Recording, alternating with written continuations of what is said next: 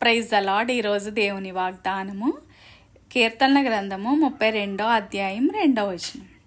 యెహోవా చేత నిర్దోషి అని ఎంచబడిన వాడు, ఆత్మలో కపటము లేనివాడు ధన్యుడు. మనం ఎప్పుడు కూడా మన మనసులో ఎలాంటి దోషము కూడా ఉంచుకోకూడదు, ఎలాంటి కపటము కూడా, ఎలాంటి కుట్రలు కుయుక్తులు అనేవి మనం ఎప్పుడు కూడా దూరపరచుకోవాలి. మన ఆత్మ ఎప్పుడు కూడా శాంతిగా ఉంచుకోవాలి. మనం చేసిన పాపాలను బట్టి మనం ఎప్పుడు కూడా చింతించకూడదు.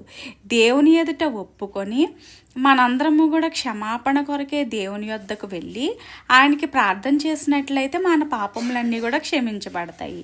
అలా క్షమించబడిన తర్వాత మరలా సాతాను కొన్ని రోజుల్లో మనకి మరలా ప్రేరేపిస్తూ ఉంటుంది. ఆ జరిగిన తప్పిదాన్ని మరలా గుర్తు చేస్తూ, నువ్వు చాలా పాపం చేసావు, నువ్వు చాలా పాపివి అన్నట్లుగా గుచ్చి ప్రేరేపిస్తూ ఉంటుంది. కానీ ఒక్కసారి మన పాపములు క్షమించబడిన తరువాత దేవుడు మన హృదయంలో మనశ్శాంతిని అనుగ్రహిస్తాడు. మనం ఎప్పుడు కూడా జరిగిపోయిన దాన్ని ఎప్పుడు కూడా తలుచుకుని బాధపడకూడదు.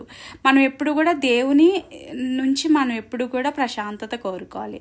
దేవుడు మనకు క్షమించి మనల్ని కాపాడి మనకు ఆనందాన్ని సంతోషాన్ని అనుగ్రహించినప్పుడు మనం మరలా కూడా చేసిన పాపాన్ని ఎప్పుడు కూడా గుర్తు తెచ్చుకోకూడదు.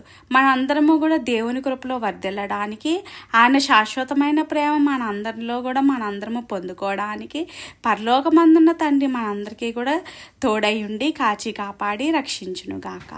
ఆమేన్. హల్లెలూయా.